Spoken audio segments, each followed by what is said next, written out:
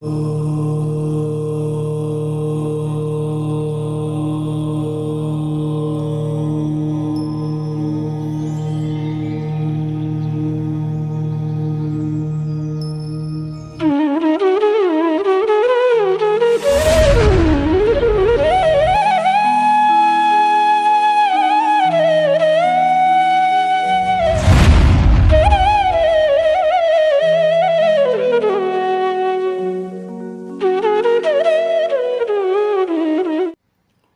ह्रीं अरहं णमोजिनाणम। गाथा नंबर 72 72। अब आचार्य महाराज उन 14 जीव समासों का वर्णन करते हैं। 14 जीव समास कौन कौन से हैं? अच्छी तरह हमने द्रव सिंगरे जी के अध्ययन के समय पढ़े थे, उन्हें ही अब आगम के रेफरेंस से देखते। बादर, सुहमी, इंदी, इंद्रिय, बीती, चौरिंद्रिय, असन्नी, सन्नीय,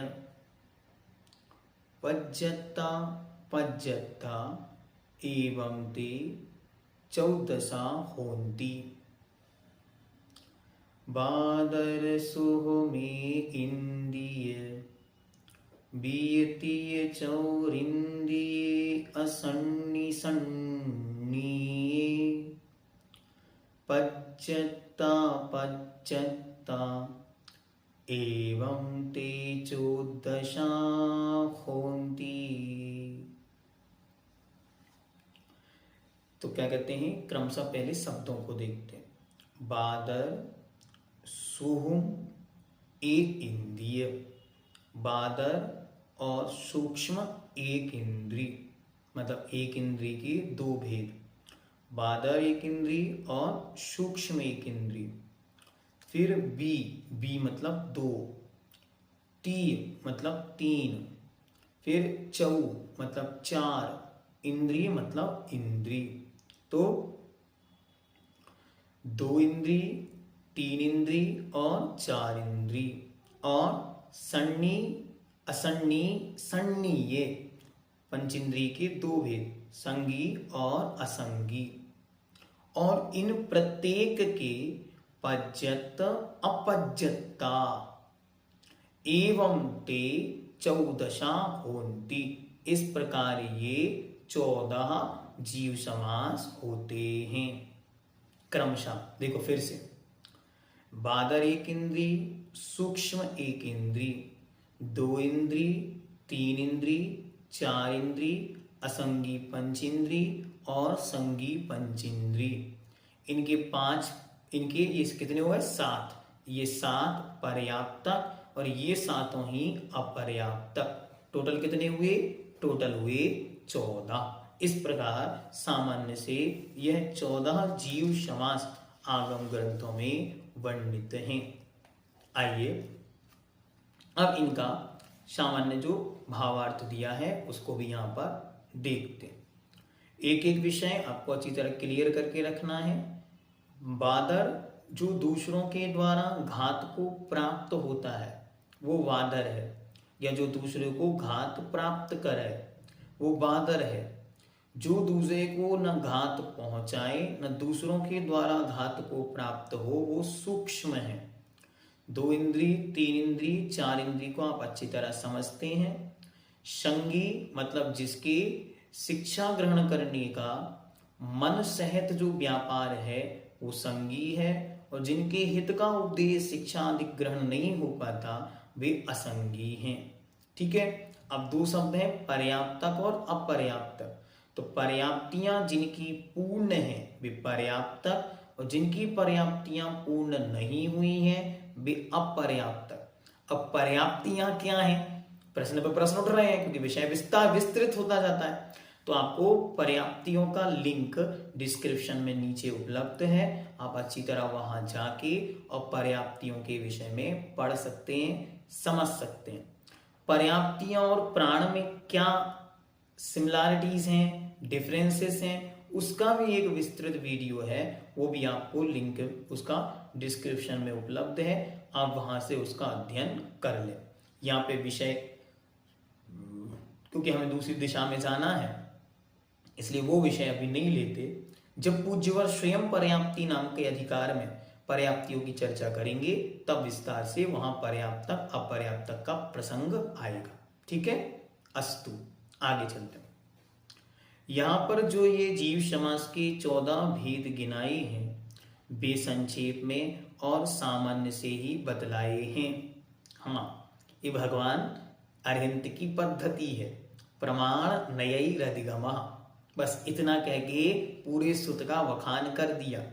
विस्तार से जानने वाले हो, हाँ विस्तार से जानने वाले हो तो नाम स्थापना द्रव्य भाव तस्तन्यासा, और जानोगे हाँ निर्देश सौमित्व साधनाधिकरण स्थिति विधानतः, और जानोगे हाँ तो फिर आगे सत्संख्या क्षेत्र स्पर्शन कालांतर भावाल्प बहुत्वैश्च, ऐसे ही यहां पर भगवान कह रहे हैं सामान्य से तो 14 हैं, विस्तार से जानोगे तो आगे विस्तार का वर्णन भी हम करेंगे, अभी सामान्य से जानो। ठीक है, तथा इन भेदों को बतलाने का यह एक प्रकार है, मतलब आपको शॉर्ट में माइंड में ये सेट करा दिया कि इस प्रकार से जीवों को जानने के तरीके हैं। इसमें अब संसारी जितने जीव हैं एक भी जीव छूटेगा नहीं। हाँ, जितने जीव हैं वे सारे जीव इन 14 के अंदर आ जाएंगे, एक भी जीव छूट नहीं सकता, ये इनकी टेक्निक है, इसलिए इसका नाम जीव समास है। फिर जितने विस्तार करेंगे वे विस्तार इनके ही विस्तार होंगे, ये भी ध्यान में रखना है। ठीक है, आगे किंतु जीव समास का जो लक्षण बतलाया गया है उसके अनुसार प्रकार अंतरों से भी जीव समास के भेद हो सकते हैं, जैसा कि जीव कांड के कर्ता श्री नेमीचंद सिद्धांत चक्रवर्ती के उक्त लक्षण अनुसार द्रव्य संग्रह गाथा में गुण स्थानों का जिनका कि यहाँ पर पहले वर्णन किया जा चुका है, तथा मार्गणाओं को भी जिनका कि यहाँ आगे वर्णन किया जाएगा। जीव समास के ही भेद है, चाहे गुण स्थान हो चाहे मार्गणाएं हो, सब कुछ जीव समास के अंदर ही गर्भित है, ऐसा पूज्यवर ने एक संकेत हमें दिया। और आपको याद हो कि पीछे जब हमने गाथा पढ़ी थी तो सिद्धायाणा दब्बा जीव समासा ऐसी पंक्ति भी उन्होंने वहां पर दी थी। और हमको याद है कि द्रव्य संग्रह में भी जब हम गाथा पढ़ते हैं तो 14 गुण स्थान जब पूरे हो जाते हैं तो लास्ट में आचार्य महाराज संकेत में एक शब्द देते हैं कि जीव समासा, ये ही भी जीव समास हैं, ऐसी पंक्ति भी आचार्य की उपलब्ध होती है। जीव समास के ही भेद बतलाया है, इसके सिवा स्थावर के 5 भेद और त्रस के 4 भेद, ये सब मिला करके जीव समास के 9 भेद भी बतलाए हैं। हाँ, ध्यान से देखो क्या कह रहे हैं कि 5 प्रकार का स्थावर और 5 प्रकार का स्थावर, पूर्वी जलते बाहु बड़प फदी, यहां तक 5 स्थावर हो गया। फिर विगतिक चदु इंद्रिया, यहां तक आप जाएंगे तो 4 भेद ये त्रसों के, इस प्रकार मिलाकर के जीव समास के 9 भेद भी होते।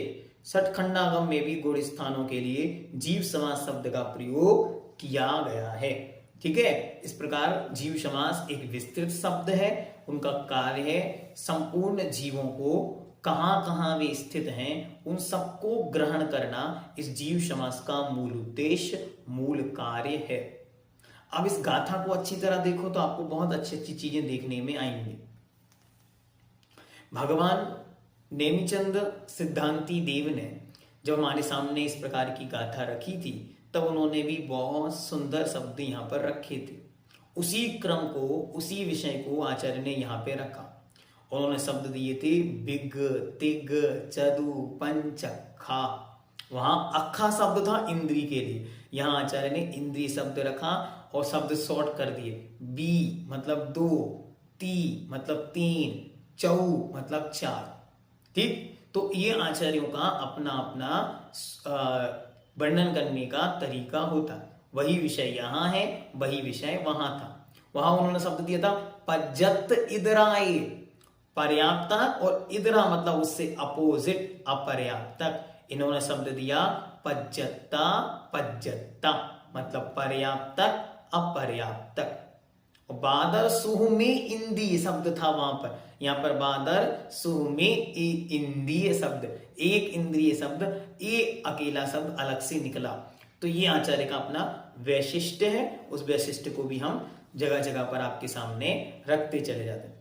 चौदसीय होंती, और यहां इन्होंने लिखा चौदसा भवन होंती, तो दोनों के गिनती में भी अंतर आ गया। ठीक है, चौदसा, वहां पे 14 शब्द आता है, यहां 14 शब्द आचार्य ने प्रयोग किया। ठीक है, तो ऐसे कुछ अंतर शब्दों के भी व्याकरण की दृष्टि से देखते चलो, आगे और भी शब्द मिलेंगे। हाँ, इग बिग तिग ऐसे शब्द भी पूज्यवर प्रयोग करेंगे, तो कहीं ए बी ती ऐसे शब्द भी देखने को मिलते। और अभी तो गणित की जब गाथाएं आएंगी जिसमें गणित का वर्णन होगा, वहां तो इतना मजा आएगा आपको कि समझ ही नहीं आएगा कि चल क्या रहा है, एक अलग ही दुनिया में शब्द लेकर जाएंगे। वे शब्द जो सामान्य से हम प्रयोग करते हैं वे शब्द वहां देखने में परिलक्षित होंगे। ठीक है, ओम।